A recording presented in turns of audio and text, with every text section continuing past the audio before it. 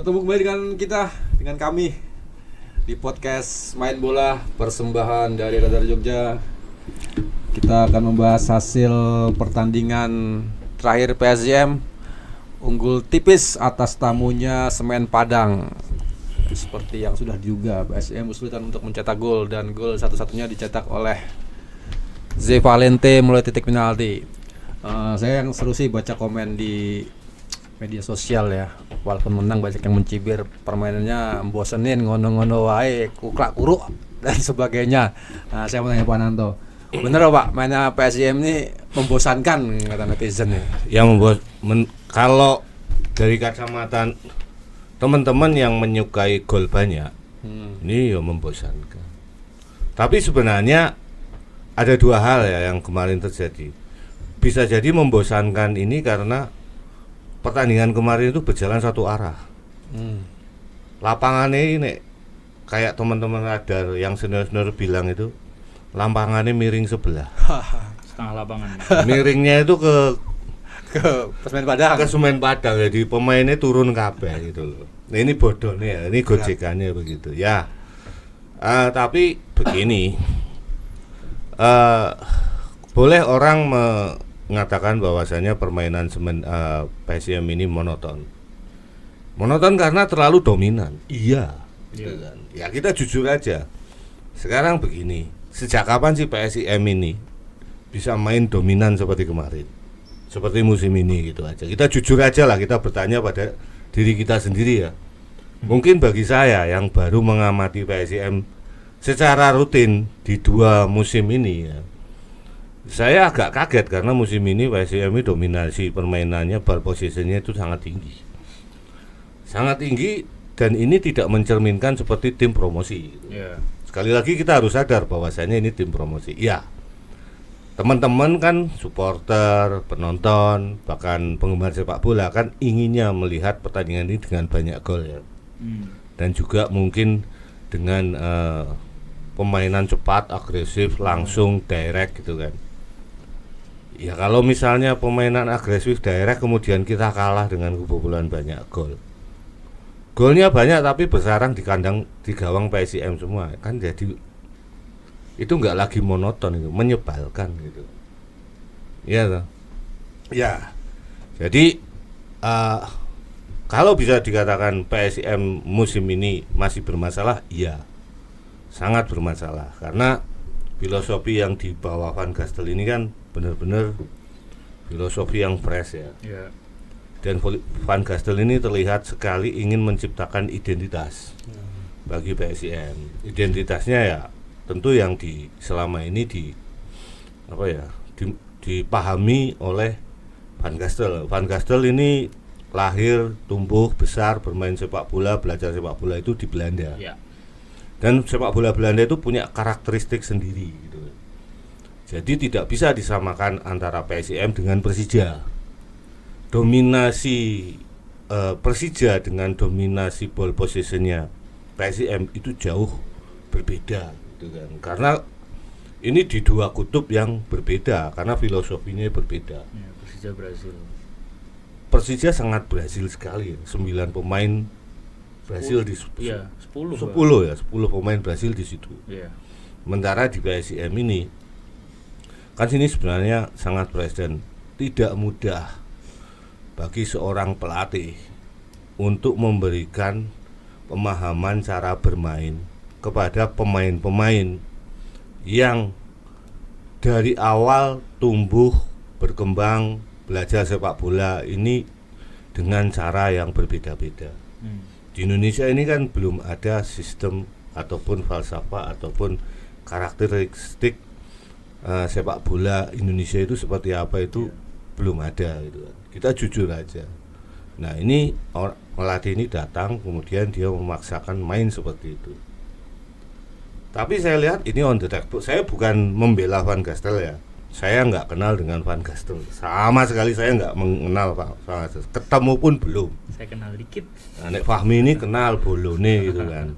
Tapi Fahmi ini juga sering ngeritik malah gitu kan. Iya, objektif kok. Ya kan. Tapi mohon maaf, saya mungkin nonton sepak bola Indonesia itu dari tahun 94. Kemudian saya jadi wartawan sekitar tahun 2000-an, langsung ke olahraga. Saya melihat betul perkembangan sepak bola Indonesia itu seperti apa, karena sesuai dengan pekerjaan saya itu dipaksa untuk kita belajar di situ dan mengamati. Jadi ya jujur kalau dari kacamata saya memang permainan PSIM ini masih dalam tahap proses. Proses, dan Van Gastel sendiri itu kan ngomong bahwasanya tim ini masih butuh waktu untuk berkembang. Ya kan? Butuh waktu untuk berkembang. Ya mungkin musim lalu saat ditangani Erwan kan banyak yang membandingkan sekarang. Ya kan? Waktu ditangani Erwan permainannya energik, kemudian atraktif. Ini beda tempat ini. Levelnya beda gitu kan. Ini beda, levelnya beda. Kualitas pemainnya juga beda. Kualitas finansial tim-timnya juga beda, ya. Terus tekanannya juga beda. Jadi kita juga harus sadar itu nih, gitu ya kan. Ini sekali lagi saya bukan membela ya. Saya bukan juru bicaranya Van Gastel juga, bukan tim suksesnya juga. Saya nggak tahu apapun dengan dia. Tapi yang jelas begini. Ini sama halnya saat tim ini dibesut oleh Seto di musim keduanya membesut PSS Sleman. Waktu musim pertama membesut PSS Sleman, Seto itu PSS tampil bagus karena didukung oleh pemain-pemain yang mungkin diinginkan Seto waktu itu ya. Tapi kemudian di periode berikutnya setelah Seto kembali lagi ke PSS, kualitas permainannya PSS itu waktu itu bagus, secara tim bagus, kolektivitasnya bagus, tapi hasil yang diraih banyak yang minor, meskipun tim ini tidak sampai degradasi kan waktu itu kan. Ya, tetap tim ini masih tetap lolos ke liga berikutnya gitu kan. Hanya saja waktu itu saya sempat ngobrol dengan wartawan kita sebelum kamu nih. Coba tanyakan ke Seto, kenapa kok ini sulit sekali mencetak gol gitu. Seto juga waktu itu bilang katanya ya memang ini berat karena pemain-pemain yang dia miliki ini tidak semuanya sama karakternya dengan apa yang karakter permainan yang dia ingin terapkan gitu. Sama dengan kondisi sekarang. Sekarang PSIM ini mungkin kalau orang belajar itu masih dalam taraf belajar ball possession, belajar bagaimana sih mendominasi permainan. Nah, apesnya belajar mencetak gol ini mungkin baru sedikit yang diajarkan. Iya toh, baru sedikit yang diajarkan. Jadi ya kemarin ini dua pertandingan ya, lawan lawan sebelumnya Jepara itu ya sama, kualitas permainannya sama gitu. Dan ini kalau dikatakan ini membosankan, iya, karena di Liga Belanda sendiri Eredivisie itu juga membosankan cara mainnya. Cara mainnya ya gini, membosankan gitu. Orang bilang ini membosankan. Cuma kan tim yang punya karakter seperti itu juga akan sulit untuk kalah. Ya memang kan seperti saya sering bilang dulu, PSIM ini sulit menang, tapi juga sulit kalah, gitu loh. Ya kita harus bersyukur meskipun menangnya juga sangat minimalis. Ya ini memang belum menggambarkan permainan PSIM ini seperti permainan tim-tim yang memperagakan gaya permainan ball possession tinggi dengan efektivitas yang tinggi juga. Misalnya kayak Barcelona ataupun kayak Manchester City gitu kan. Tapi kan saya pikir levelnya ini kan beda lah gitu kan. Tapi arah menuju ke kualitas sepak bola yang semakin bagus, semakin berkarakter gitu, ya sudah kelihatan gitu kan. Nah, sekarang kan karakter pemainannya PSIM itu berbeda dengan yang lainnya. Ya tinggal sekarang pilihannya kan ada dua. Pengen bermain dengan cara Indonesia yang hanya dua cara sebenarnya di Indonesia ini. Bertahan, Nyerang. counter, bertahan, menyerang, bertahan, itu aja, nggak ada transisinya. Nah ini teman-teman di PSIM ini pemain-pemainnya sedang diajari bahwa main sepak bola itu harus terstruktur. Ya memang segala sesuatunya yang terstruktur itu kan kelihatannya membosankan toh bah. Kan harus melalui tahap ini, malah kesuwen kok kuwi langsung tendang wae ngarep tak gol gitu. Langsung umpan lambung. Nah itu Langsung direct. ya segala sesuatu yang terstruktur ini kadang juga membosankan. Tapi kan ini juga harus dilalui. Proses ini harus dilalui. Ini nggak bisa ujuk-ujuk nanti mainnya apa namanya agresif, kemudian atraktif gitu. Ya enggak. Ya semuanya harus berjalan proses. Ya tinggal bagaimana kita menyikapi itu ya. Monggo apa namanya masing-masing kan punya pendapat. Karena kita nonton sepak bola itu kan yang penting hati kita terhibur. Ya kan. Kalau nontonnya sepak bola membosankan itu ya nggak seneng gitu kan. Ya sama karakter penonton di masing-masing negara ini kan berbeda-beda. Rata-rata di Asia, apalagi di Asia Tenggara ini nggak suka gaya main ball position seperti itu gitu kan.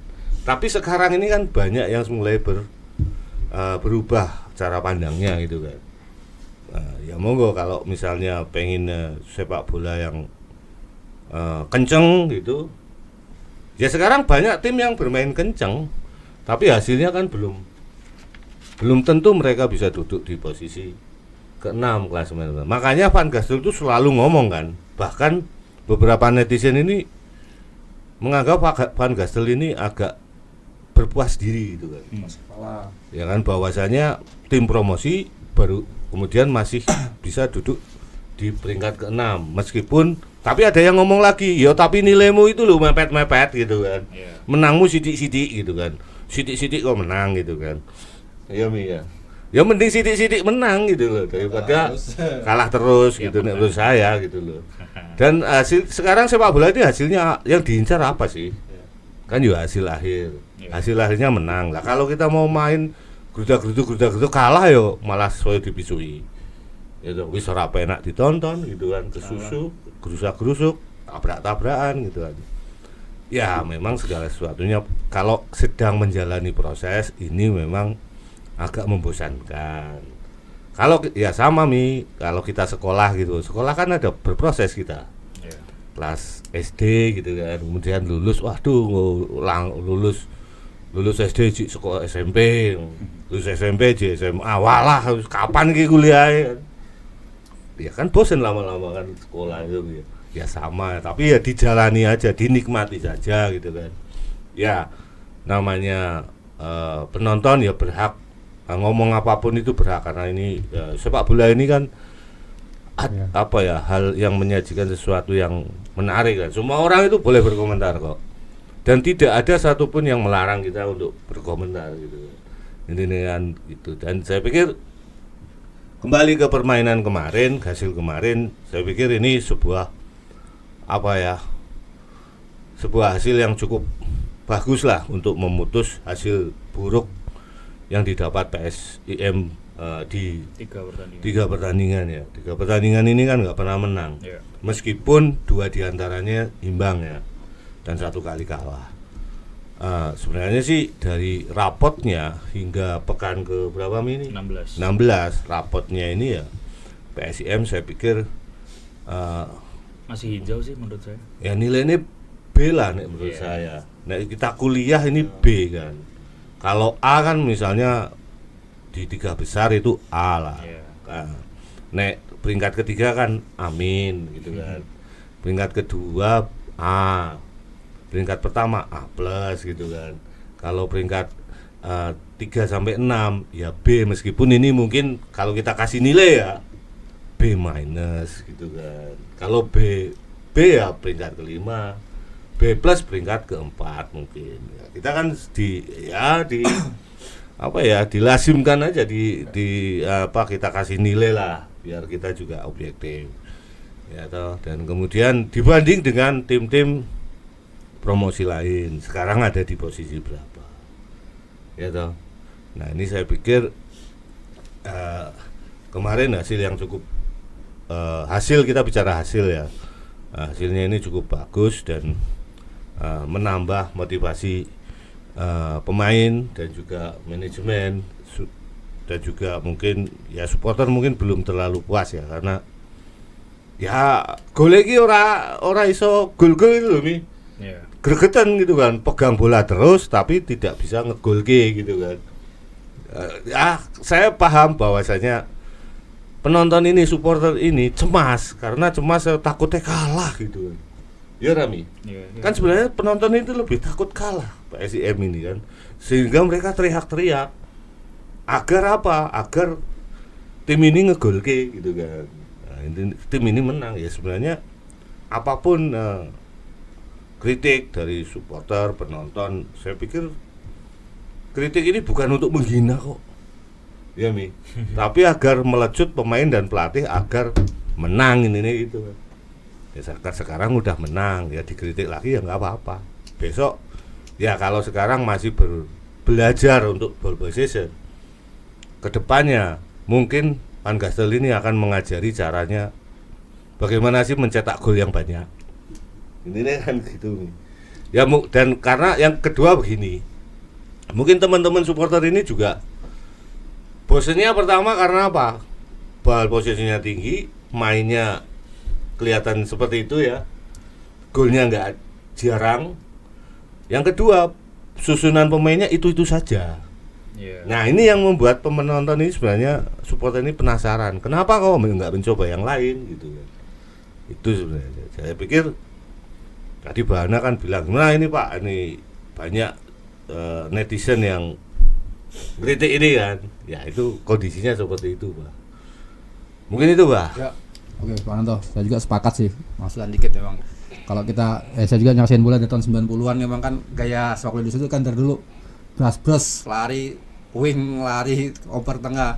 Jadi saya pikir sih Van Gassel dengan segala pengalamannya dia sedang memberikan sesuatu yang baik lah di sepak bola Indonesia, terutama PSIM ya.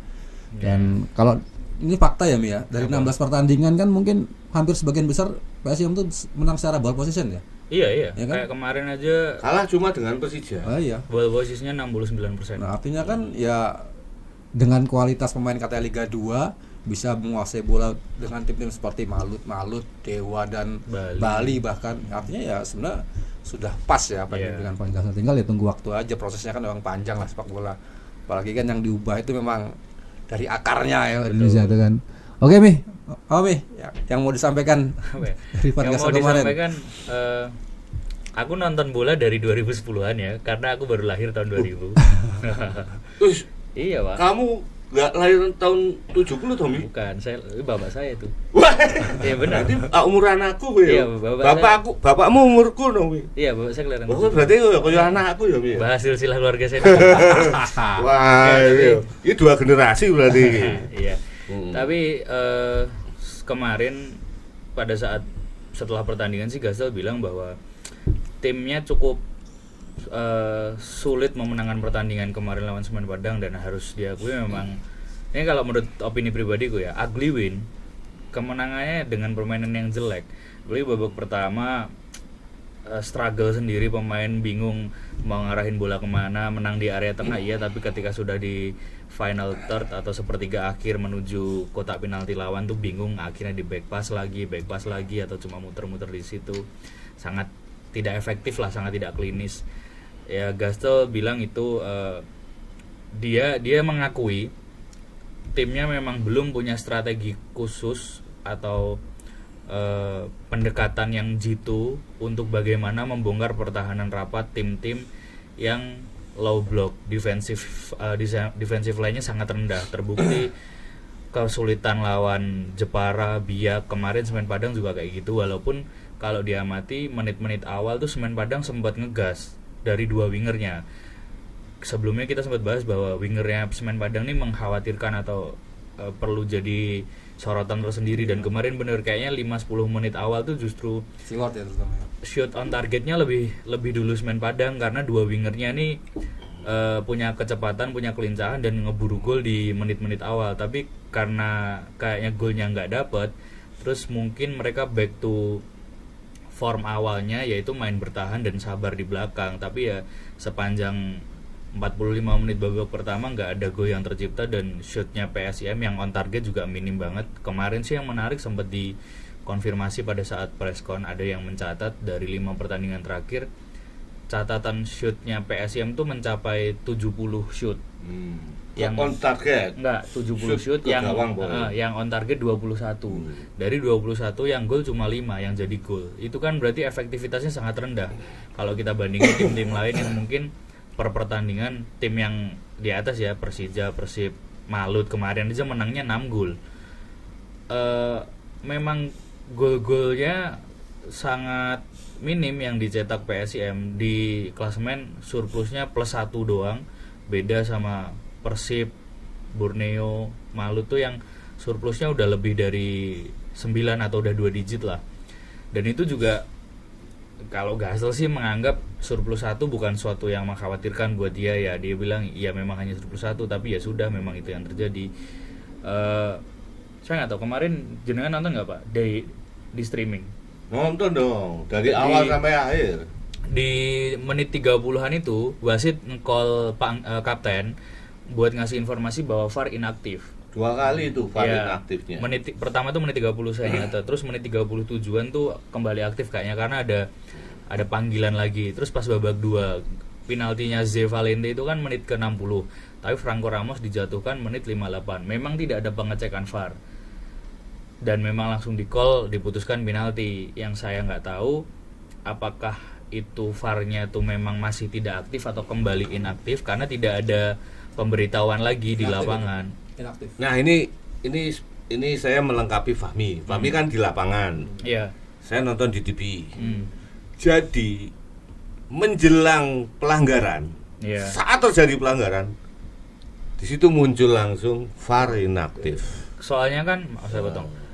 Sebenarnya PSM dapat call penalti 2 kali. Ya. Babak pertama Corve dilanggar itu menit ke 30. Mana sih Corve dilanggar tuh? 44.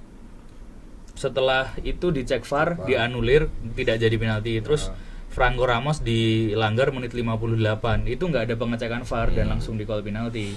Dan itu jadi, ini dari 2 sudut pandang pelatih ya. Pasca pertandingan pelatih Semen Padang, Dean Antonik tuh marah-marah di preskon. Ya dia menyoroti keputusan wasit. Ya karena kalah. Ya satu karena nggak kalah dan mungkin dia Coba nek nggak kalah, dia nggak marah-marah. ya dia tidak puas lah intinya dengan keputusan wasit, sampai nanya itu wasit asal dari mana. Dari Korea itu. Terus dia bilang semoga dia tidak kembali lagi ke Indonesia memimpin pertandingan. Ngawur, itu wasit bagus, wasit Sampai- FIFA kok. Ya sampai panjang Ya lah. mending omongannya saya dia. pelatihnya itu nggak usah kembali ke Indonesia gitu. Saya mending wasitnya itu. Ya intinya dia nanti kerenting marah-marah gitu. Terus ada satu statement dia yang menurutku aneh bangetnya gini. Sepanjang babak kedua kami sama sekali tidak mendapat free kick di area 30 meter. Noh, Lalu dia nyerang aja nggak bisa. itu dia poinnya. Loh, dia loh. tuh bisa main bola nggak tau wong iku toh. Bisa bakas pemain dia. Bisa. Pak. Lah iya tapi kok ya iso ngomong ngono lho. Makanya, enggak. Wong nyerang le ra iso lho, Itu nyekel dia. bal ra iso lho. Statement itu yang menurutku aneh banget. Lucu. Saya nyatet kan, memang babak kedua tuh praktis penguasaan bola hampir semua Wah, di itu tim nemen PSIS. iku. Nemen iku. Iya, Sarno iku. tapi Sarno setengah rolas ya, ragenem. Ya itu statement dia Anthony gitu. Sepanjang babak kedua kami sama sekali tidak mendapat free kick di area 30 meter. Terus aku mikir, lah kan tim Anda memang tidak melakukan serangan dan tidak ada pelanggaran yang diberikan. Ya wajar nggak dapat free kick. Lah nyekel bal ra iso kok Iya. kok njuk pelanggaran itu. Ya penguasaan bolanya cuma 31% Semen Padang. Sementara kalau dari Gastel menyikapinya lebih santai lah. Dia statementnya, saya berjanji pada diri saya sendiri untuk tidak memberi komentar apapun soal keputusan wasit. Jadi saya tidak mau memperdebatkan itu. Dan menarik gitu ya. Walaupun kemarin Kartu kuning. Gastel dapat kartu kuning. Dia nggak protes kok. Iya Dia sebenarnya ngapain itu? sebenarnya momentumnya cuma ini. Bola dipegang pemain Semen Padang, dianggap Gastel itu sudah keluar pertandingan tapi wasit masih melanjutkan. Ya cuma sebatas itu, bukan protes keras doang. Gesturnya pun cuma mempertanyakan, nggak sampai yang ada reaksi nunjuk atau apa, enggak. sebatas itu kartu kuning. Itu karena dia melewati garis taktikal. Iya, itu. ada Ya, ya karena betul. wasitnya ngomong kamu melewati garis taktikal. Iya, Dan di itu babak melewatinya nggak cuma sekali. Kalau enggak salah 2 atau 3 kali banyak kartu kuning. Ya sementara kalau dari Dejan Antonik memang dia sangat reaksioner ya. Dari awal babak tuh udah mempertanyakan banyak keputusan wasit, terus asisten pelatihnya juga cukup reaksioner saya lihat. Efek Zainwar. Itu waktu di Sultan Agung juga. Itu waktu lawan PSS musim lalu. Buat musim lalu. Iya, itu juga sempat ribut itu Efek Januar sama pemain malah. Yang itu katanya akhirnya kata si Kopong itu mempengaruhi kondisi tim PSS malah. Karena Mentalnya jadi down. Iya, padahal Iya, PSS itu udah menang 2-0. Akhirnya dibalik 5-2. Oh, yang kalah 5-2. Iya, itu memang dari dulu Efek Januar waktu jadi pemain Iya, pun itu salah satu paling temperamen. legendarisnya sama Iya. Noh Alamsyah itu kan. Iya, itu sudah ya itu karena karakternya menurut saya itu kawan baik.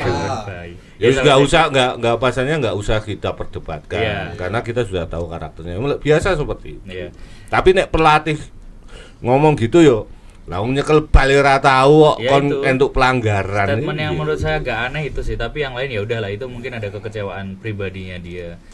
Ya secara garis besar itu Gastel menilai laga kemarin susah karena lagi-lagi tim yang dihadapi adalah pertahanannya sangat rendah. Dan harus kuaku juga, aku kemarin sebenarnya mau follow up question karena pertanyaanku itu ini oke lah PSIM menang, tapi ini kemenangan yang sulit didapatkan. Apakah menurut Anda karena mungkin tim lawan sudah mengetahui filosofi dan gaya permainan Anda? Jawabannya itu tadi, karena Tapi dijawab kok Mi kemarin. iya, jawabannya karena mid blocknya yang sangat rendah itu, terus tidak bisa atau belum punya strategi khusus untuk membongkar garis pertahanan yang rapat. Pemainnya belum punya strategi itu. Iya, Kalau untuk- Van Gastel sebenarnya udah punya, cuma Iya, nggak pemainnya- dijalankan oleh pemainnya. Ya pemainnya Nggak, belum bisa menerapkan, dan harus diakui gini. Kita sih berkaitan dengan level pemain deh betul, kayaknya. setuju. Maya, aku mau masuk ke situ. Kita sama-sama udah pernah lihat lah permainan PSIM yang jauh lebih baik daripada 3 laga terakhir. Lawan Malut, lawan Bali itu mungkin dua pertandingan atau 3 pertandingan terbaiknya PSIM. Cuma kan yang harus kita tahu juga di laga-laga itu skuadnya juga lebih komplit. Winning timnya ada lah, sementara di laga-laga terakhir ini kan tidak tampil dengan winning timnya. Walaupun Gastel sih waktu saya tanya pada saat preskon H-1 sebelum pertandingan bagaimana kondisi atau tanggapannya soal duet Franco Ramos dan Rendra Teddy, dia bilang sih ya nggak terlalu worry karena sejauh ini belum kalah. Ya Dan- betul sih belum kalah, cuma imbang 2 kali dan itu. tidak mendapatkan banyak tekanan sebenarnya. Ya, yang lainnya babak 2 menurutku salah satu yang tampil cukup bagus. Kemarin cuma ganti dua pemain. karena Dede Sapari, kecapean. Dede Sapari menggantikan Reva, dan kayaknya karena ini Reva sudah kartu kuning babak pertama. Dan udah kram itu. Iya, Udah memang- jengking-jengking. Iya, selain Ya pemanasan itu- saat pertandingan. Iya, telat panas ya.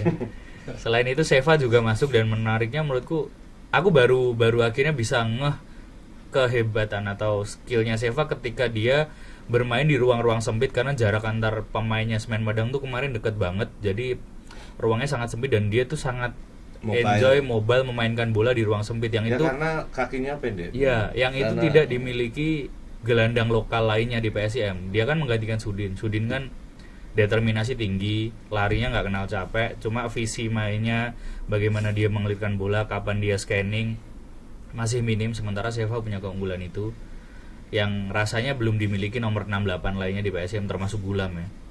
Ya mungkin itu dulu ya. Ya kalau ngomong soal menguasai bola lalu minim cetak gol, artinya kan ya walaupun itu bukan tanggung jawab sepenuhnya striker ya. Iya, Jadi iya. ada sosok yang jadi penanggung jawab. Ya Helzeta dan Korfre mungkin yang ini banyak jadi sorotan kan. Terus akhirnya banyak yang nulis di komen tuh Helzeta Korfre out. Akhirnya. Nah, kalau Pak Nanto melihat dari sampai pekan ke-16 ini secara evaluasi gimana Pak? 2 striker PSIM ini Pak?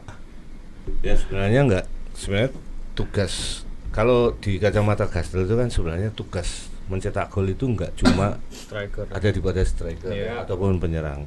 Cuma karena kalau dari karakter awal sepak bola itu kan tugasnya memang striker yang mencetak gol Iya. gitu kan. Cuma kan dalam perkembangan permainan sepak bola Iya.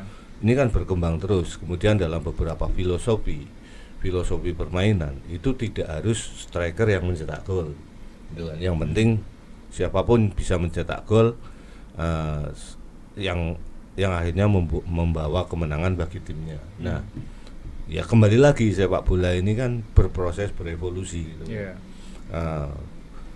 Pola permainan, gaya, skema, ini kan semuanya berproses. Karakter permainan juga berproses. Nah, kemarin kelemahannya PSIM saat menghadapi tim yang punya karakter low block ini itu sebenarnya ada pada diri inisiatif pemain-pemainnya, terutama pemain-pemain gelandang. Kenapa kemarin Sudin ditarik nih? Ya kan, Sudin ditarik. Jadi begini, kemarin PSIM ini sukses mendominasi permainan itu karena semua pemain itu memberikan tekanan terhadap ruang dan tekanan terhadap jarak antar pemain di area pertahanan dari Semen Padang gitu. Yeah. Tapi itu saja nggak cukup. Jadi bola itu karena tidak bisa memecah kebuntuan low block ini karena banyaknya pemain yang Semen Padang yang menumpuk di dalam kotak penalti, sehingga pemain-pemain PSIM ini kan akan kesulitan untuk memberikan umpan ke kotak penalti. Sementara mereka diwanti-wanti bahwasanya saat tim punya memainkan karakter ball position itu tidak boleh asal melepas umpan. Yeah. Jadi kemarin pemain-pemain PSIM ini mencoba untuk mencari celah itu. Nah, ada beberapa cara yang dilakukan untuk membedah pertahanan rendah ini sebenarnya. Dan ini Van Gastel sebenarnya sudah paham, cuma pemainnya yang belum paham gitu kan. Ya, pemainnya belum paham aja kalau kalau tim-tim ini memainkan pola seperti itu. Jadi ada beberapa hal yang perlu dilakukan adalah bagaimana memanfaatkan rotasi pemain gitu kan. Rotasi pemain itu harus terus berotasi.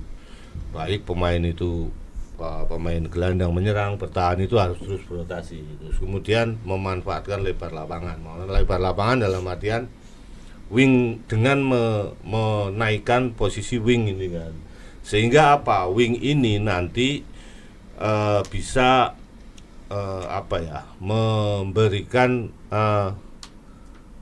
reaksi kepada pemain-pemain bertahan lawan agar mereka bergerak horizontal ke samping gitu kan, sehingga terciptalah ruang di kotak penalti. Nah, kemarin sudah dilakukan, tapi ini belum cukup. Yang kedua, adanya pergerakan impresif di kotak penalti dari PSIM ini, dari Semen Padang itu gitu. Jadi sehingga mainnya nanti di situ akan muncul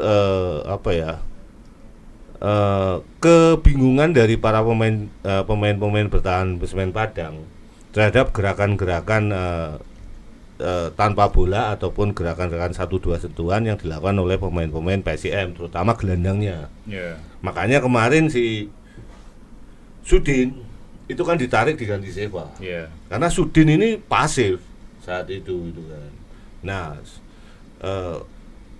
yang berikutnya adalah bagaimana memanfaatkan fullback ini untuk maju ke depan, ikut membantu pergerakan gelandang ini, positioning gelandang. Nah, yang terakhir, bagaimana caranya agar saat kehilangan bola mereka itu harus ngapain? Harus segera melakukan responsif pokoknya merebut bola secara cepat lah. Apapun caranya, kalau perlu dengan pelanggaran, udah gitu aja. Nah kemarin pemain-pemain PSIM ini belum menguasai cara-cara ini. Mungkin kedepannya nanti bisa diterapkan oleh Van Gastel. Iya. Ya ini kan masih dalam proses, ya kan. Nah itu yang kemarin masih belum terlihat di pola permainannya PSM sampai ke pekan 16 ini. Jadi memang karakter bermain seperti ini itu tidak mudah diterapkan. Nek diompongke gampang, tapi diterapkan di lapangan sulit. Karena pemain-pemain yang dimiliki PSIM ini latar belakangnya berbeda-beda, terutama latar belakang pendidikan sepak bola mereka. Ya, pemain lokal yang dari Ya kan, bukan hanya pemain lokal, pemain asing pun juga sama. Mereka kan dari beragam negara kan, yang punya karakter sepak bola sendiri-sendiri. Nah ini yang sulit untuk disatukan. Gak jauh-jauh, Bali United aja kesulitan. Ya kan, padahal mayoritas pemain mereka loh rata-rata dari Belanda kan, kalau nggak dari tetangganya. Luxembourg itu kan tetangganya Belanda, yang secara karakter permainan hampir sama. Itu aja Pak, mungkin itu Pak. Oke, yang menarik juga Mi, tampaknya Gastel lebih memilih Rendra Teddy ya ketimbang Andi Setio di lini belakang. Ada apa? Pernah kamu lakukan dengan ini sama Van Gastel? Pas preskon aku sempat nanya itu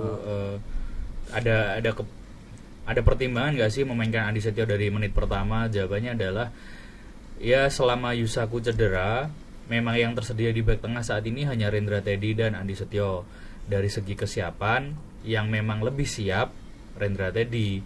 Kemarin itu sebenarnya Andi Setio tuh udah disiapkan, udah dikasih instruksi di pinggir lapangan, bahkan perangkat pertandingan tuh udah nyiapin board buat pergantian itu loh. Kalau nggak salah kemarin mau gantiin Vidal, cuma belum sempat boardnya diangkat, wasit udah niup peluit pertandingan selesai. Ya itu mah. Ya killing time. Iya, niatnya mau killing time, cuma ya terlalu telat waktunya. Terus kalau dari kondisi ya Gastel sih bilangnya gini, Andi sempat mengalami cedera yang cukup panjang dan serius, sementara secara kondisi Teddy jauh lebih fit, makanya yang dipasang adalah Rendra Teddy dulu untuk berdua dengan Franco. Terus kan kemarin aku juga sempat ketemu Yusaku, ngobrol-ngobrol sama dia pasca pertandingan, nanyain lah soal kondisinya gimana. Dia bilang sih kondisinya sekarang sudah 80% dan ada peluang untuk dia turun lawan Madura di laga berikutnya Sabtu besok tanggal 10. Cuma keputusan akhirnya masih tetap di Gastel dan tim dokter, apakah akan membawa dia ke Madura atau enggak. Tapi kalau dia pribadi pengen ikut tim ke Madura dan ya pengen entah itu main atau enggak, tapi paling enggak masuk DSP dulu gitu dia bilangnya. Karena udah nggak ngerasa sakit, terus beberapa waktu atau beberapa hari terakhir ini juga udah nggak pakai painkiller lagi, sementara latihannya dia juga masih intens latihan kayak biasanya. Di samping itu ya harus diakui memang Rendra tadi menurutku di pertandingan kemarin mainnya lebih meningkat lah daripada laga sebelumnya lawan Biak. Lebih meningkat dalam arti Gak kebobolan gitu. Ya, clean sheet jelas, terus clearance-nya lebih aman, ambil tackle beberapa kali bersih. Yang aku sampai kaget, oh dia bisa tackle clean ya, karena di pertandingan sebelumnya tackle-nya kena kuning lawan Persija, dia kena kuning, terus lawan mana lagi ya, pokoknya ada beberapa tackle yang membahayakan, itu resikonya jadi pelanggaran atau kena kartu lah kemarin, tapi menurutku mainnya oke. Terus aku juga ini kan mantau lah secara intens baik di Instagram, di X atau di YouTube, komen-komentar dari supporter ya soal kenapa Corve dan Haljeta masih terus dipasang, kenapa nggak nyoba winger lokal. Rafinya kan udah out ya, jadi udah lah, itu udah nggak perlu diharapkan atau nggak perlu dibahas. Tapi ada beberapa nama lokal yang mungkin bisa jadi substitusi, seperti misalnya Kasim Botan, Abioso, Andi Irfan mungkin bisa dicoba, Iksan Chan, ada beberapa nama lah. Cuma aku menyorotinya gini, sampai pekan 16 Gastel kan punya sistem dan filosofi permainan. Ya tadi sepak bola modern, tugas striker nggak cuma nyetak gol doang. Di eranya sekarang, Nermin aja disampaikan Gastel, dia jadi pemain pertama yang harus bisa bertahan, memblok bola di area depan. Dan ya menurutku pemain-pemain lainnya ini levelnya mungkin belum cukup bisa untuk masuk kriteria di sistemnya Gastel ini. Oke lah, Corve sampai pekan 16 baru nyetak 1 gol, tapi work rate-nya dia naik turunnya ya harus diakui dia bagus, dan VO2 max-nya dia juga masuk 5 besar. Nermin juga gitu, sebagai nomor 9 malah di beberapa momen kemarin dia pada saat Semen Padang setelah dapat corner dia nggak langsung ke depan, tapi masih di area belakang dulu ngebantu area pertahanan sampai bola benar-benar clear. Dia baru naik ke depan, dan staminanya harus diakui 90 menit tuh orang nggak ada capeknya ya. Cuma memang ya aku khawatirnya dia memainkan peran yang kompleks ini, jadi nomor 9 iya, jadi striker, maksudnya striker tunggal lagi, terus harus naik turun bantu pertahanan.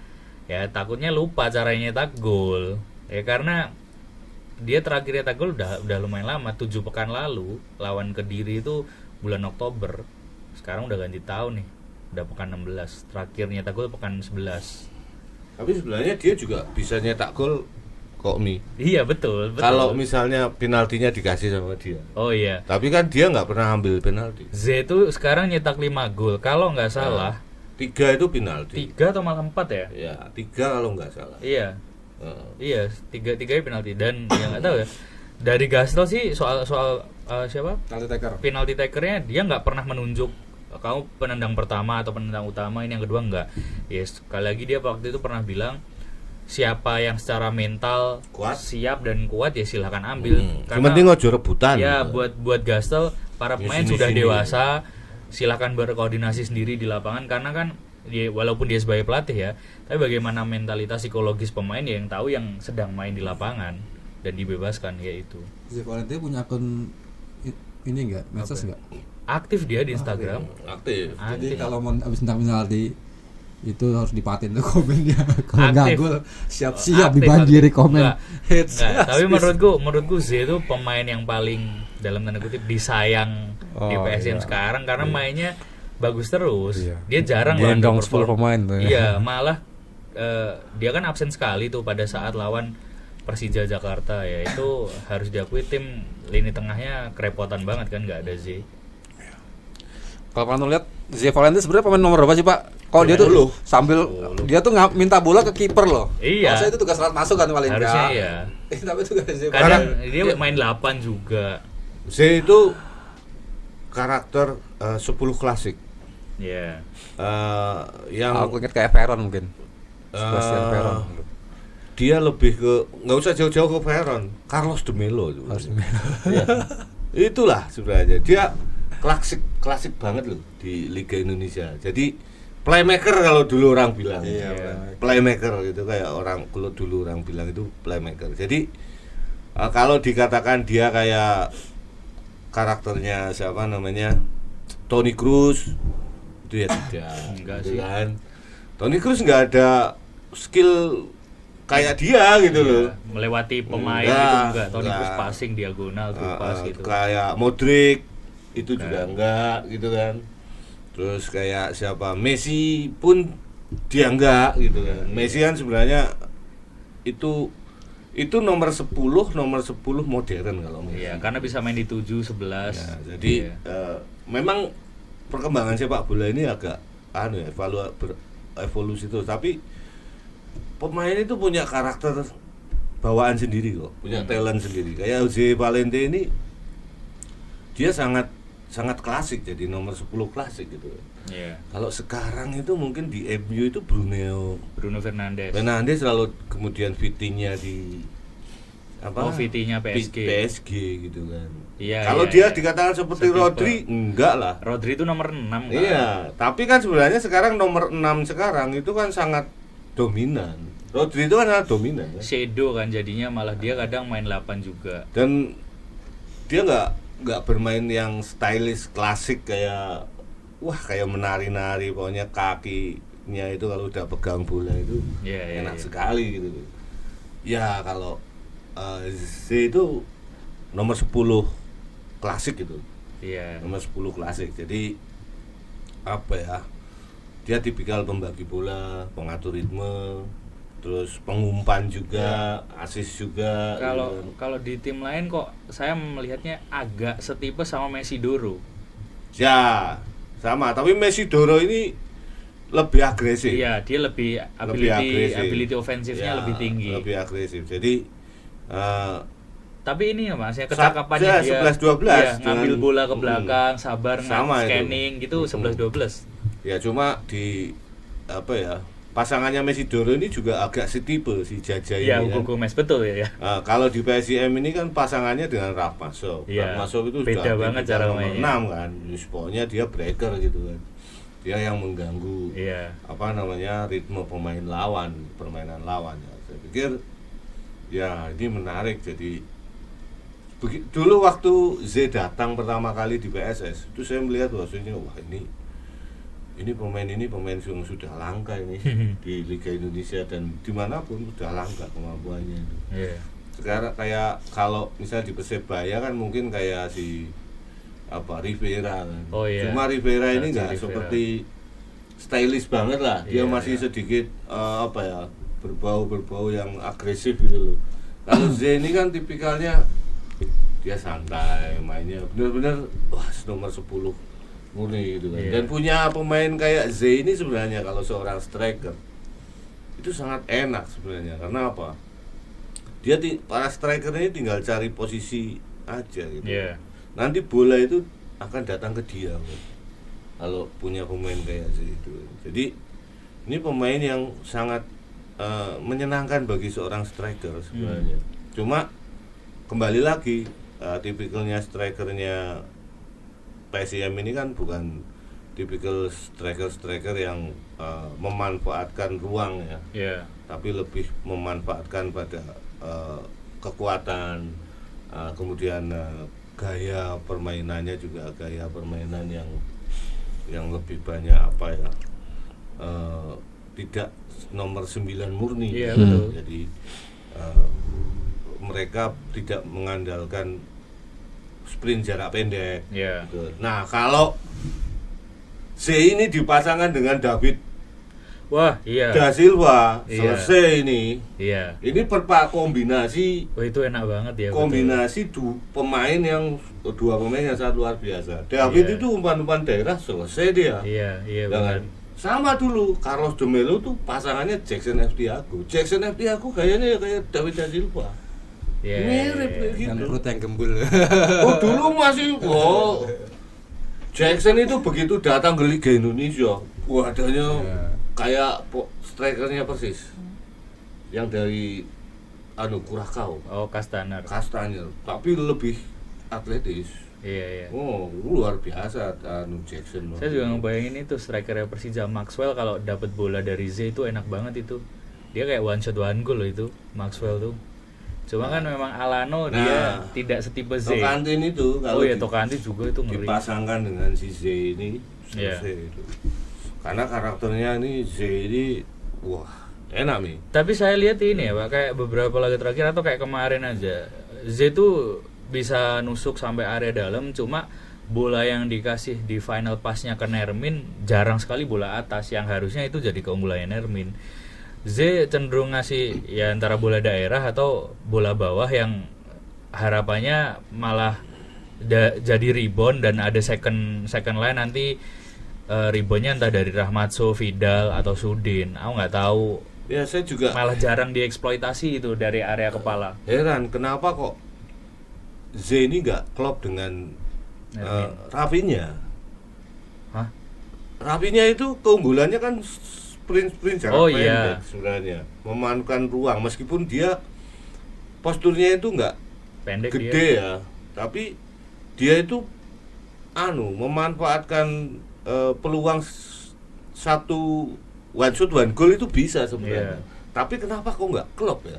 Apa karena karakternya si Rafinha yang dalam artian begini, kalau Nermin itu keunggulannya Nermin, dia mau bertahan. Iya. Kemungkinan besar Rafinha ini dia nggak punya karakter seperti itu. Iya, itu. Makanya dilepas. Iya. Tapi kalau atribut lainnya bagi seorang striker dia sebenarnya punya itu semua.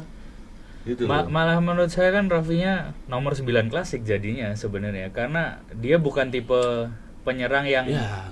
aktif bantu pertahanan, karena mungkin form ini Brazil juga kan, Ya. formnya emang jarang sekali kita di era modern sekarang. Mungkin apalagi kalau gini, mungkin kalau Rafinya itu ditambah karakter apa namanya? Nervin karakter yang- Nervin yang dia mau bertahan, Iya, ya mau dia kepake. mempressure lawan, Iya. minimal mempressure kiper ya. Mungkin karakternya dia sama Julian Alvarez-nya Oh, Atletico iya. sekarang itu sama. Iya. Ya menurut saya itu yang Iya. salah satu alasan kenapa dia nggak masuk sistemnya Gastel ya. Ya karena dia form sepak bolanya bukan itu. Tipikal pemain Brazil kan kayak sekarang striker Brazil David da Silva, Maxwell itu kan juga bukan tipe striker yang bantu pertahanan ketika tim diserang. Dia stay di depan. Stay di depan. Nggak pernah dia, jarang sekali Iya. dia berusaha merebut mempressing ya. Iya. Jarang. Ya kalau dia sudah di depan ya dia Iya, tinggal betul. cari posisi. Sementara di sistemnya Gastel harus bertahan. 11 pemain ya harus punya ability bertahan semua. Tapi kalau dilihat permainan Rafinha setelah dia masuk beberapa pertandingan kan, Nah, tahu PSM dengan main ball position seperti itu banyak yang low block ke bawah. Iya. Kayaknya Rafinha nggak bisa berkutik deh. Ya karena Dapet bola pun nggak bisa lewat. sebenarnya. menurutku ada beberapa faktor ya. Karena satu, level yang tim yang dihadapi sudah meningkat dari Liga 2. Catatan Liga 2 itu kan itu valid. Cuma kan level yang dihadapi berbeda, eskalasinya berbeda, terus usianya. Dia sekarang udah 34 juga. Iya. Udah bukan masa prime-nya untuk lari 90 menit duel sama back-back lawan, apalagi harus diakui untuk striker tinggi badannya nggak tinggi dia. Iya. Ya harusnya siapa namanya si Rafinha ini dipinjamkannya nggak ke tim Liga 2 aja nih ya. Ke Liga 1 jadi kita biar lihat gitu kan. Oh, Kita iya. kan belum pernah melihat Iya, Rafinha ini main di Liga 1. betul. Jadi nanti orang itu nggak usah banyak membandingkan lagi. Sekarang kan Iya. banyak yang masih yang membandingkan-bandingkan. gitu. Iya. Kalau misalnya kemarin di loan ke Persis gitu. Ya. Persis gitu kan, atau ke mana yang di Liga Padang, tertarik Padang. Iya. 1. Itu mungkin agak. Ya apple to apple lah kalau kita mau. Tapi kalau sekarang mainnya di Liga 2 lagi ya Bukan perbandingan sih menurut saya. bukan apple to apple tapi apple to jeruk. Iya karena iya betul sih, karena ngelihat competitiveness levelnya memang Beda. beda dan nggak untuk Ya. dibandingkan Liga 1 Liga 2. Kamu juga kejar komboy dari apa rasanya Jay? Iya. Dari update kemarin mungkin yang kartu kuning ataupun Reva cedera kartu hingga absen kuning lawan dan dipastikan Madura. absen. Karena dari regulasinya 4 ya? 4 kartu kuning, terus itu kan akumulasi sekali. Setelah dia main lagi, akumulasi jadi 3. Nah, Reva kemarin dapat kartu kuning tuh kartu kuning ke-7. Aku kemarin sempet mau nanya itu ke Gastel, cuma dibatasi sama media official. Nanti aja Mas nanya di sesi latihan Kok kayak terbuka. teko ya Mi. Iya, kowean. Wartawan liyane udah domblang-domblang to Mi. Enggak, Wak, jangan. Ya. Wartawan liyane gur nurun to gitu. Aku iki krungu suaramu terus lho Mi. Iya. Oke, Fahmi teko. Iya, ya kemarin itu mau nanya, karena saya kemarin udah nanya 2 pertanyaan. Terus ya nanti aja pas latihan. Terus kata Kasih terbuka. apa? Dia lagi. Lu lagi ya, anjing bang gitu. Terus dipasti podcast tadi. Iya, bener lagi. Ya tapi intinya itu, Reva besar kemungkinan absen, tapi ya kalau dari regulasi emang harus absen. Dia udah kena 7 kartu kuning. Anton tuh nggak tahu, dia sama sekali tidak terlihat di latihan, tidak terlihat di tribun. Ya kayaknya mungkin emang beneran patah kali jarinya. Besok coba aku konfirmasi lebih Ada aja detail. ya. Cederanya main PSM-nya ada-ada aja. Iya. Terus Raka kemarin ada di tribun, Harlan ada, Saku ada, Cilina Doni nggak ada ya? Cilian ada. Ada. Terus ya itu cuma Anton yang nggak kelihatan di 2 pertandingan terakhir ini. Malah mungkin nanti Anton dijual Mi. Waduh, nggak tahu juga ya. Ya kalau dijual sih kok menurut saya keputusan yang sekali lagi aneh. Sekarang aja skuadnya sisa 27 orang. Dijual buat beli baru. Ya nggak tahu ya. Dia baru setengah musim, masa Ya, nggak udah. apa-apa. Wong 3 pertandingan aja Iya nggak sih. dilepas ya nggak Iya apa-apa. sih. Enggak lah tapi kayaknya. Karena dia kan rekomendasi langsung dari Gastel. Harusnya sih masih stay ya. Ya mungkin itu update-nya. Dan kondisi lapangan SSA udah semakin membaik ya kayaknya. Iya. Terus terkonfirmasi juga, mau nambahin sedikit, kayaknya supporter harus bersabar karena sampai nanti Akhir musim. bulan Februari kan udah masuk puasa tuh. Terus nanti pertandingan fix malam hari. Cuma sebelum itu kemungkinan besar nggak ada laga malam. Jadi laga malam perdana ya langsung pas bulan puasa. Waktu itu kan Panpel mengusahakan katanya mungkin akan ada laga malam hari dulu untuk nyoba lampunya, broadcasting dan segala macam sebelum bulan puasa. Tapi kecil kemungkinannya karena ada beberapa pertimbangan katanya. Pertimbangannya apa? Keamanan. Satu keamanan karena Apa?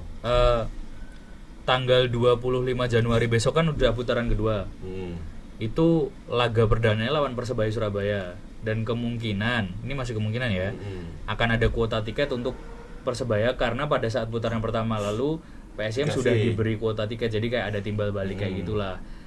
Nah, kalau digelar malam hari dikhawatirkan ada risiko. Terus setelah lawan Persebaya itu, saya belum cek schedule terbaru sih, tapi kemarin ngobrol sama Panpel katanya lawan Persis.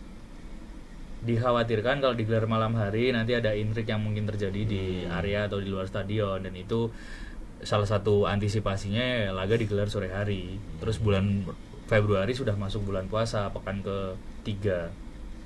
Ya itu sih. Oh, berarti masih lama Mi. Terus kemarin ini Mi, kenapa kok VAR-nya ini udah 2 kali loh? Iya. Nggak aktif. Kenapa? Opo kabelnya kepidek? Kayaknya memang dari entah sinyal atau dari sistemnya sih. Maksudnya gimana? Sinyalnya piye? Kayaknya entah ada saya nggak tahu ya sistematika atau teknisnya VAR tuh gimana. Karena kan kalau alatnya yang di lapangan atau VAR, kru VAR-nya itu nggak di situ loh. ya makanya. Kru VAR-nya itu di tempat lain. Bahkan mungkin kru VAR-nya itu ada di Jakarta. Nah, saya nggak terlalu paham ya teknisnya seperti apa. Tapi yang jelas memang hanya yang kami yang di lapangan di LED yang buat skor itu, LED-nya itu cuma dikasih tahu VAR inaktif. Itu cuma 1 kali. Dan itu waktu pertandingan lawan apa itu ya? Iya, itu loh. Persik kalau nggak salah. Iya betul. Dan ini udah 2 kali. Iya, loh. 2 pertandingan. Di SSA terus loh. Iya. Sinyalnya mungkin. Mungkin. Bisa jadi sinyalnya ya. Iya. Apa di jamming apa piye? Nggak tahu ya kalau itu. Apa? Diacak ya. Lho kono kan cedak karo Patuk toh. Patuk itu kan banyak pemancar. Iya, iya benar. Kan pemancar rata-rata di sana. Iya. Apa kegawa angin ning laut apa piye cedak bandul. Ya itu, pokoknya kami yang di stadion malah cuma Ojo-ojo dapat malah informasi mergo doang. anu. Kuwi kan cedak Imogiri toh. Iya. Banyak ini. Ya mungkin kena perbowo gitu. Bukit-bukit. Lu bukan tempat tempat Iya. Sakral ya. Sakral di Jogja. Gasol ini kemarin sempat ditanya gimana tanggapannya coach soal VAR yang mati nih, dan terus tiba-tiba PSM dapat penalti yang tanpa dicek VAR, apakah ini keuntungan? Ya dia jawabannya sarkas. Ya it's a good tactic for me, for us gitu. Ya enggak, dia enggak ada komentar spesifik soal itu karena ya itu bukan kita yang mengatur, bukan kami yang mengatur, ya udah, dan jawabannya benar. Ya? Iya. Nah ini berarti Panpel ini juga harus Ada evaluasi soal itu evaluasi harusnya. tentang ini kan? Iya. Karena 2 kali loh. Iya, 2 2 pertandingan. pertandingan ini loh. Kayaknya kalau nggak tahu ya, ini Oh, asumsi. itu kabelnya dipedot apa ya? Yang lawan Kediri itu kan memang hujan lumayan deras. Apakah cuaca hujan itu mempengaruhi?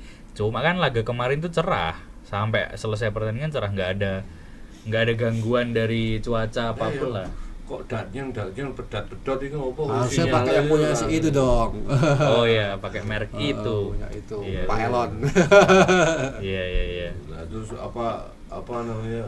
Ini mengganggu gitu loh, Mi. Iya. Maksudnya orang asik loh bagi kanggoku sendiri ya sekarang bagi saya itu ya. VAR itu asik. Ada drama gitu loh. Iya. Dan itu jauh lebih fair. Iya, kalau soal Fairness-nya fair. ada lah maksudnya. Iya. Jadi kita apa ya namanya? Ada VAR ini wah, pertandingan sudah safety dulu lah. Ya, lagi-lagi ya itu, maksudnya balik lagi kita ke topik yang awal. Dejan Antonik tuh mengkritik keras ya soal itu, soalnya statementnya dia menurutku bold banget. Enggak, dia ngomong gini, Pak. Saya sakit hati sekali gitu. Saya sakit hati sekali karena saya cuma minta satu hal. Fair play. Dia Lalu bilang kemarin gitu. ya fair toh. Ya. Apa sih ora play? Tarik kok itu. Nah, ya itu soal penaltinya dia merasa, dan apalagi di venue, maksudnya di stadion itu kan nggak ada replaynya kan di LED board. Ya memang nggak ditampilkan. Iya betul, nggak ada replay-nya dan nggak ada VAR. Terus Lah ki piye to ki gawe aturan dhewe iki. ya nggak, intinya dia bilang saya hanya minta fair play. Saya tidak tahu kenapa wasit menganggap itu penalti. Sepertinya hanya dia yang menilai itu penalti. Tapi saya sih secara objektif penalti. Kalau yang pertama mungkin 50-50 ya itu. Iya, yang Nek sing forfeit. pertama enggak penalti forfeit karena itu dijatuhkan. karena bola itu sudah kena dulu. Nah, duluan. Dan kedua itu jelas penalti.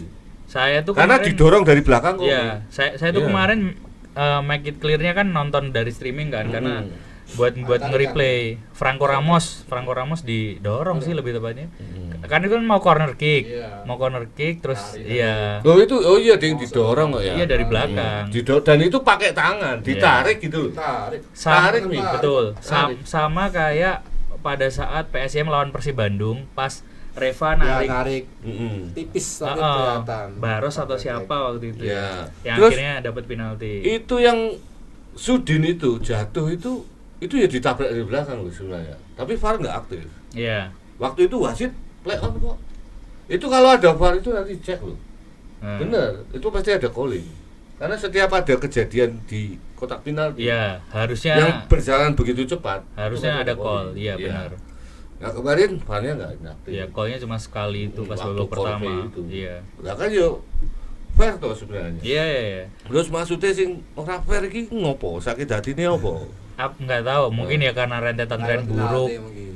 atau ya karena kalahnya penalti terus yang Ya ngopo dadak nyalake iki untung ya. Ini wasitnya itu dari Korea loh. Dia statementnya gini, gimana soal wasit? Semoga dia tidak datang lagi ke Indonesia. Kita punya banyak wasit berkualitas di sini. Nanti ya pakai wasit enggak lokal dong. dikritik lagi. Iya. Nah aku yang mending wasit Korea. Iya. Dari sisi independensinya jelas. Ya, dia nggak punya keberpihakan. Iya. Dia nggak bisa bahasa Indonesia. Ya toh.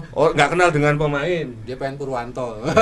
Coba kayaknya kemarin tuh gini loh. Purwanto. Preskonya Semen Padang tuh kemarin hampir 10 menit isinya Dean Ngurusi wasit kuwi. Iya, renting hampir 8 menit. Wis kon kursus wasit wae kuwi. Dia marah-marah ngomongnya sampai mana-mana. Ya saiki lho, bejo lho pertandingan iku nek wasite. Coba nek ora nek wasite. Kodar lho. Lho kok enggak ada lho apa orang yang mau jadi wasit sepak Coba bola. lho. omongannya Jimmy Dean. nanti itu puluh ya, Pak. Oh. Kasih. Omongannya Dean sampai mana-mana. Ziminati. Wasit itu datang ke sini, dia diinapkan di hotel berbintang. Terus setelah itu dia pulang kembali ke negaranya. Dia tidak memikirkan kita semua di sini. Ya Dia melupakan elah. saya, melupakan kita semua di sini. Ngawur itu. Iya, sampai gitu Loh. ngomongnya. Gini loh, justru mereka datang ke sini ini untuk membantu sepak bola Indonesia ya. Ya. Sekarang mereka itu loh, wasit itu memang bayarannya mahal Ya. dan diinapkan di hotel berbintang agar apa? Tidak diintervensi oleh orang Iya. yang nggak bertanggung jawab gitu loh. Jadi Kenyamanan. kenyamanannya ini ditanggung Iya, benar. sama PT I-League agar tidak disogok sana sogok Iya. sini, nggak kayak dulu. Betul. Loh sekarang nih wasit tengah itu satu kali mimpin itu puluhan juta loh nih. Memang dibikin mahal agar apa? Iya. Agar tidak disogok. Itu pun aja kadang yang ada yang Masih promo ada. sogokan, Iya. gitu Terus loh. ini kan, kemarin setelah pulang dari SSA kan aku sampai kos nonton Bali United. Itu yang mimpin wasitnya dari Jepang, Yudai Yamamoto. Yang di pekan sebelumnya mimpin laga PSIS sama Biak. Itu yang Menurutku sudah itu bagus. dipermanenkan. Iya, Iya. itu bagus karena dia keputusannya hampir semuanya fair dan pemain jarang sekali ngasih perdebatan. Protes, ya. Karena dia menjelaskan juga. Iya, dan dia tidak buru-buru new peluit ketika bola dianggap masih play on atau ada advantage buat tim manapun, ya dia masih membiarkan pertandingan lanjut. Wasit asing itu jauh lebih fair. Iya. Pertama karena apa? Dia nggak ada keterikatan Personal dengan ke daerah Iya. dengan salah satu klub. ya. Gitu. Sekarang gini nih, wasit itu, misalnya ya, wasit misalnya yang main PSIM dengan kemarin mana itu Padang. itu nggak mungkin wasit yang ditugaskan itu berasal dari Padang atau dari Jogja, itu nggak Ya, mungkin. betul. Karena wasit itu mereka itu kan berkarir dari bawah.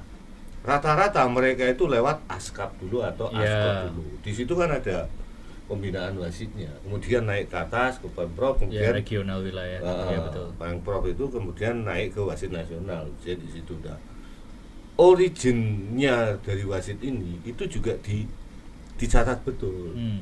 oleh wasit. Karena oleh komisi wasit. Karena wasit ini kan tetap manusia nih.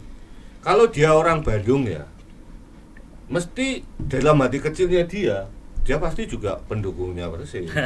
Ya kan? Kalau nggak jadi wasit, pasti dia senang sepak bola, pasti senang nonton Persib. Iya. Ya kan? Kalau misalnya dia dari Jogja, ya ada pilihannya, bisa dukung PSIM ataupun dukung PSS kan. Iya. Ya sama kalau dari Solo pasti ya hati kecilnya dia Persis gitu, nggak mungkin gitu loh. Makanya itu kalau dari wasit asing malah lebih baik. Iya. Ya kan? Dia nggak punya keterikatan dengan PSIM, nggak punya keterikatan dengan Semen Padang. Udah lo dikasih wasit asing, diprotes. Ya, mungkin Ya. emang ketidakpuasannya karena Ya mungkin mergo kalah, Terus ya ngono itu. wae. Ya. Terus ngene mi, maksudnya dulu kan banyak yang ngomong problem Liga Indonesia itu apa? Wasit. Salah satunya Wasit lah iki lho wasite ditekake saka wasit asing. Iya. Diprotes. Iya. Dikongkon mulih ora entuk rene meneh. Ora nemen iki Sarno iki. Kalau saya sepakat sih kalau ingat masa lalu ya. Iya lho, kita jangan Wasit itu yang ngurusin panpel lokal, Loh. diajak makan. dititipin dari bawah meja. Oh, wasit minta apa turuti Iya. Mi. Iya. Jadi Ya, itu dulu ya, dulu. Ya saya selintingan kabar tahulah gosip underground soal itu. Ya masa lalu itu harus kita lihat nih, karena kita ada karena masa lalu. Mi. Iya. Sekarang kita ada di sini karena ada masa lalu. Kalau nggak ada masa lalu, nggak ada kita semua, nggak ada masa depan kok. Tulis ya di kolom komentar nama wasitnya Ko Hyung Jin. Oh, Jin. Diulas bagaimana keputusannya, apakah bagus atau gimana. Malah orang untuk Rene menang. Wong Denen kesini itu karena tugas, karena PSSI Iya. itu minta ke AFC dan Iya, FIFA. benar. Kalau enggak ke negara yang bersangkutan, ke Korea itu KFA itu. Kemarin juga ada wasit dari Malaysia juga kan. Singapura pada saat Singapura dan Singapura, Malaysia iya. yang mimpin juga Piala Asia juga. Iya, pas lawan Kemudian Kediri. dari Australia juga. Iya, Australia pernah. Itu bagian dari ini ya, apa pemenang wasit Indonesia ya? Iya. Iya. Dan Karena- sempat juga ada wasit dari Timur Tengah juga. Iya.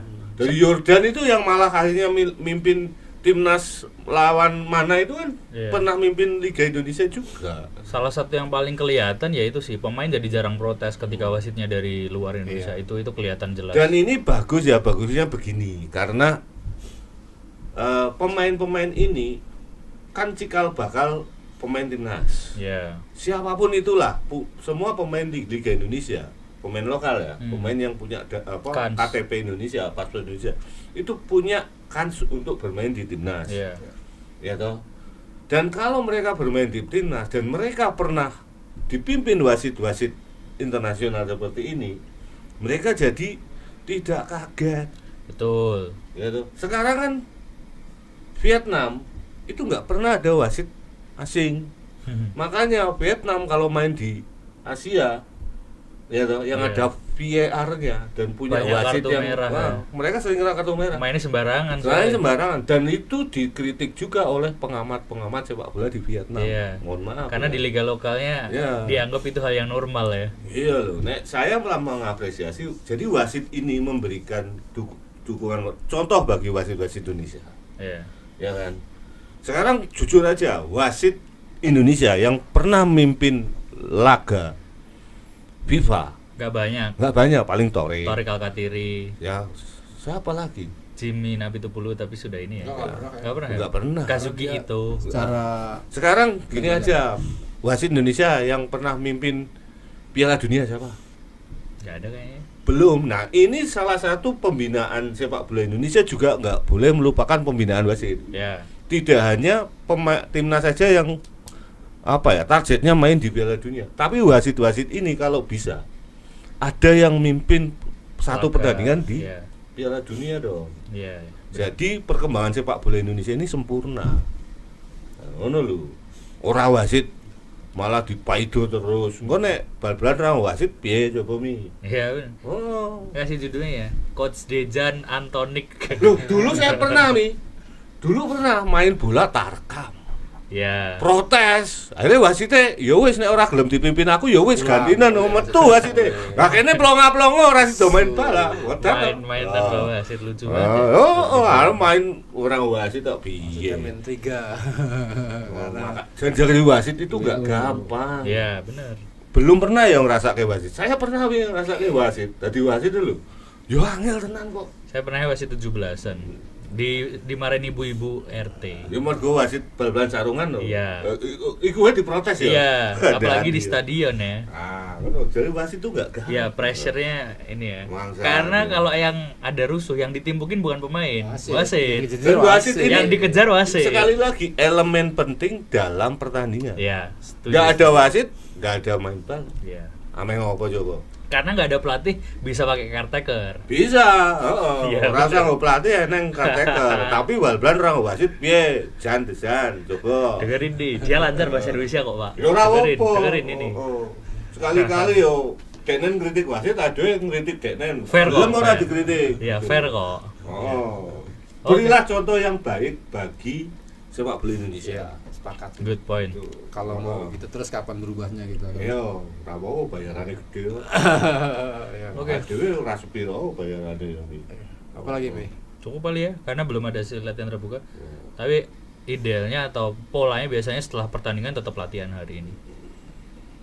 Ada yang bener ya? Kita akan ngundi dulu kemarin Tebak skor. dong. tebak skor. Ayo, Mi. Kowe wae, Mas. Woi, ayo. Ah, Ayo Mi. Oke. Berapa orang ini? 6. Nah, wah, Ada banyak enam, tebakannya. lumayan. Betul. Kemarin meleset tebakanku nih. 3-0. tebakanku 2-0. Saya Tapi 1-0. kan menang. Kosong. Menang. Saya menang. Selamat kepada @Ikwan Fadli, @Ikwan Fadl1 Fadli ya. Ya. Bismillah PSM 1 Semen Padang 0. Ya, oke. Selamat ya buat yang menang, ditunggu Ikwan saja. Fadli. Kayaknya dia sering komen ini ya. Ya, apa? Ya, aku mantau akun ini nih. Rajin. Ya, rajin. terima kasih Terima sudah kasih menonton. sudah meluangkan waktu dan kuotanya. Iya. Mendengarkan cangkemannya awet dhewe sing ora Iya. jelas. Kalau mau diambil langsung boleh. Kalau Ya. nanti akan kita kabarin. Iya. Kalau boleh kirim akan kita kirim. Untung di sini nggak ada Tunggu kopong saja. ya. Kalau ada kopong teman-teman itu ya juga berjuang keras untuk apa ya menormalkan rupanya kopong. Membiasakan Jadi diri. berangkat ke Solo ya? Oh iya, Solo. Main, kan? Iya, Solo. Hari ini Sama Lang. kopong ke Solo. Temuin teman-teman yang di Solo. Ojo dibandemi lho. Ajak ngopi, ajak ngopi. Ya, oke, ini dulu nih. Oke. Selalu. Oke, gitu. Oke, jangan lupa teman-teman untuk selalu subscribe dan share, komen, like channel Main Podcast Main Bola, dan jangan lupa untuk ikuti juga website baru mainbola.co. Ini masih under Iya, lagi construction ada- ya. Kita akan terus berbenah. Tapi nanti saya jamin seminggu nanti sudah menyala. Nah, iya. Oke, kita tunggu ya informasi-informasi tentang sepak bola Yogyakarta khususnya di mainbola.co. Sekian dulu podcast hari ini, sampai jumpa di podcast selanjutnya. Assalamualaikum warahmatullahi wabarakatuh. Waalaikumsalam warahmatullahi wabarakatuh. I stepped outside, no shoes, no chains. The wind hums songs through the open place. Today I'm free. Today I'm free.